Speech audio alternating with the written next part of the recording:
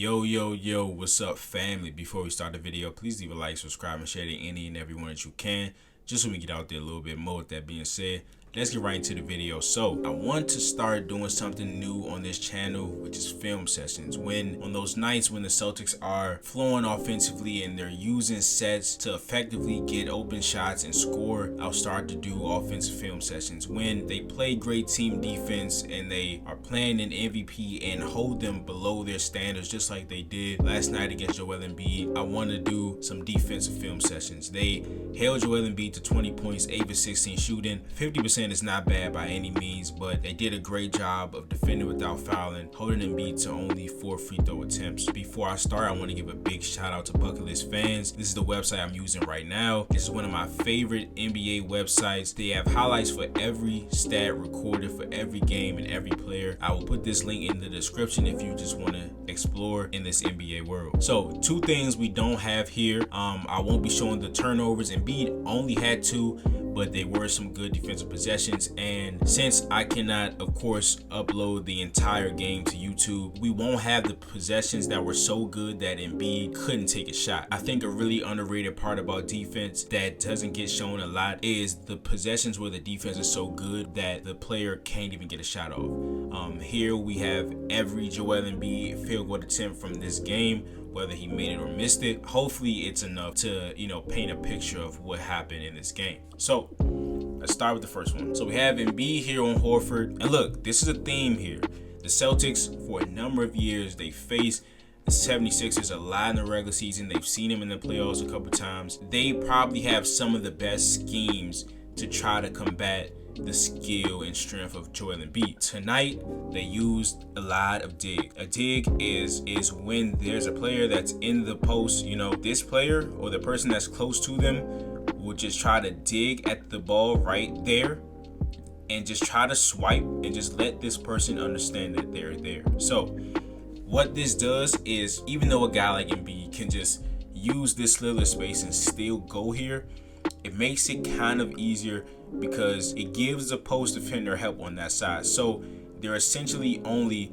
really guarding one side. So even though Embiid can go here, a lot of times you'll see him, take an extra dribble or take some extra time to get away from this guy, which allows Al or whoever's checking him to either get a hand on the ball or get a good challenge on his shots. So to start at the beginning, let's just go through it. You see the dig by Holiday. He has 2 digs. He gets back. One thing Al does really well, he knows Joel Embiid. I don't think that can be understated. I think the broadcast said that only Clint Capella has had more matchups with Joel Embiid, and he's played with Joel. He's guarded him in multiple playoff series. Al does this really well. We've seen this for a number of years, where you see what Drew does. It calls Embiid to dribble a couple times in the same place, and before Embiid even gets up all the way into a shot, Al swipes it. He did that a lot tonight, and that's just another defensive tactic that Al uses well to try to close in on Joel Embiid.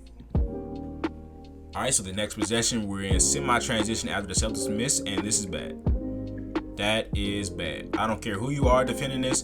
If Joel Embiid is already here with a seal, that's not good news. Now, he does end up catching it out here, which is still a little too deep for my liking. I would rather him catch it out towards the 3-point line. But the timing of this is crucial because we're still in like a semi-transitional period in this possession, and there's no clear dig at an Embiid post-up. So he's just able to do this move without seeing anybody come into focus on him. You see Drew's still trying to get his positioning right. Hauser's not looking at the ball, and Embiid has already made his move towards the baseline. Drew's not there. Sam's not there. It's just him and Horford. And when he gets here, this is an almost 300-pound man. And he does a great job of backing up into Horford so he can't block the shot. And that is just too easy for Joel Embiid. All right, here's the next possession. Catches it a little bit further away from the basket. Where's the dig? He's already made his move, but Drew's here, right? Drew's here. And a thing that's really underrated about Al is his upper body strength. Joel Embiid is one of the most powerful forces we've ever seen. On a lot of nights, he's just able to back guys down and ping them into this area. And when he gets here, there's nothing you can do. Al prevents him from getting too deep into the paint, allows Drew to dig, Al stands tall and he gets a great contest. Now, there will be nights where Al gets that same contest, plays that same defense, and Joel Embiid has 40. But what we want him to do is take those jump shots. He is talented. Of course, he can hit them, but we would rather him shoot jumpers from this area and from 3 than to be down here and causing havoc down there. All right, here we go with another possession on Al. Here's the dig from Banton. And even though Covington played great, this is the guy that we're trying to help off. Him, Pat Bev, you know, these are 2 guys that if they beat us, they beat us. And here, Embiid takes a couple of seconds. You know, he's looking, he sees Banton. Banton digs, he spins back to the outside, but Al does a great job of seeing this move coming. This is a move that Embiid goes to a lot, especially in this game. And Al just does a great job of contesting and catching it at the apex and blocking the shot. All right, here we are again in semi-transition. And this is Luke Cornett. This is not good. This is not good. All right, let's just try to. Embiid sees Luke and he's like, yeah, give me the ball. So the catch point is cool, but he has a full head of steam. Like, he's not catching it out there looking for a dribble handoff. He catches it, sees Luke Cornett, and it's just not anything he can do about that. All right, 1-point game. Embiid's at the free throw line. He's calling for it. Looking for a dribble handoff. Sees nothing. Al's here. That's just a great move by Embiid. Let's see what we can fish out here. All right, great catch point, right? We want him to catch it here, but Al has hands on him. Okay, one thing you don't see is the dig. There's no dig. There's no dig at all. He looks around for a handoff and an extra defender. There's nobody there. And he goes right at Horford. Drew does come late, but Embiid has already made his move. And he's just too good, especially when he's right there. And again, there's that spin move he just used. This doesn't really count, but a good job by White to not give Embiid a clean look at the half. All right, on to the second half. Embiid gets a screen from Tobias. Screens. Catches it at the nail, and that's just too easy. I think of course he made it. So I don't know if Al was expecting Embiid to take his time, because he's a really patient player when he hits it in these post/face-up situations. He does tend to look around and do a couple jab steps and try to, you know what I'm saying, see where he goes. But he catches it here and Al's hands are down. And that's just too easy for an MVP. This is the next possession, I believe, and you see how he's not making an instant read. You have a guy like Drew with his defensive prowess. If he's the guy that's taking that Embiid, trust me, it affects him. It affects him. Now, probably not particularly on this play, but you see how he's jab stepping, and he settles for a jumper, right? He can make this. We know this. I'm gonna keep saying it. He can make this shot. Although it's a good contest from Al, he can make this shot. But this is what we would rather him do than banging in the paint and using his 300-pound frame. All right, Celtics up 3. Embiid is at the elbow again. Where's the dig? Okay, great job by the 76ers, right? There wasn't enough of this, right? So let's say Tyrese Maxey stays in this corner here. Drew Holiday has an easy path to dig at Embiid and try to bother his path, right?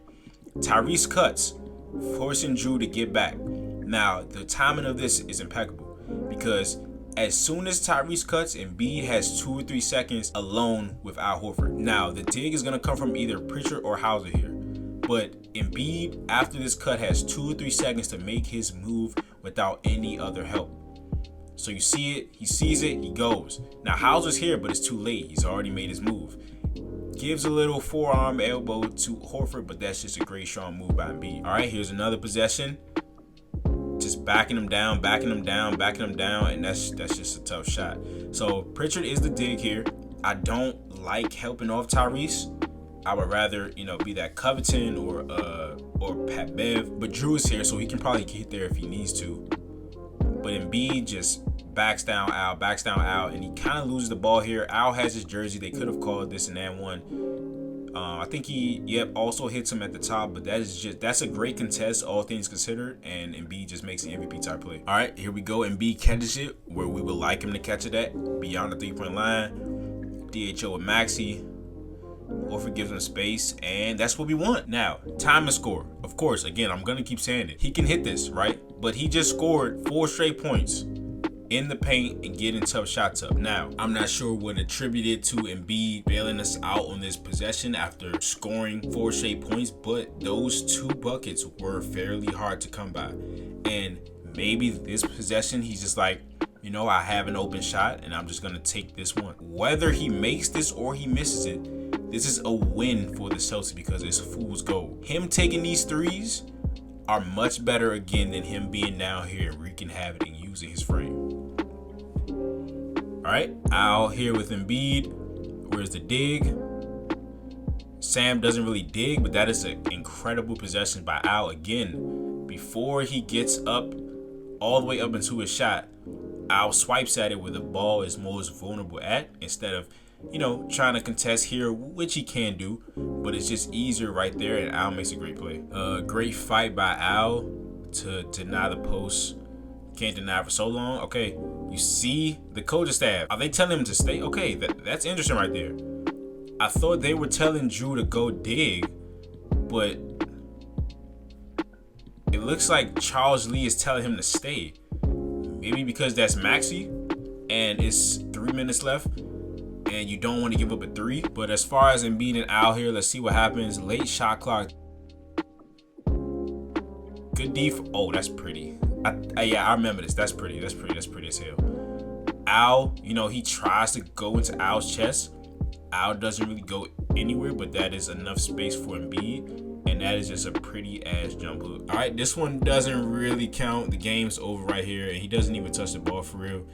Yeah, he just gets the rebound and he puts it back up. But that is the end of this particular film session. The Boston Celtics did a great job on Embiid. The number one thing is just not allowing him to get a lot of clean looks, always trying to crowd him with the guy that's going to dig, and defending without fouling. Again, 4 free throw attempts in a game for Embiid that is a great job by the defense. You don't allow him to catch his breath. You don't allow him to get easy points. And that is what the Celtics did last night in that game. But that's the video. If you enjoyed it, please leave a like, subscribe, and share to any and everyone that you can, just so we can get out there a little bit more. And I will see you guys. I want to do these a lot more. I'm going to be putting out some other videos along with these. So this is Nick. Peace.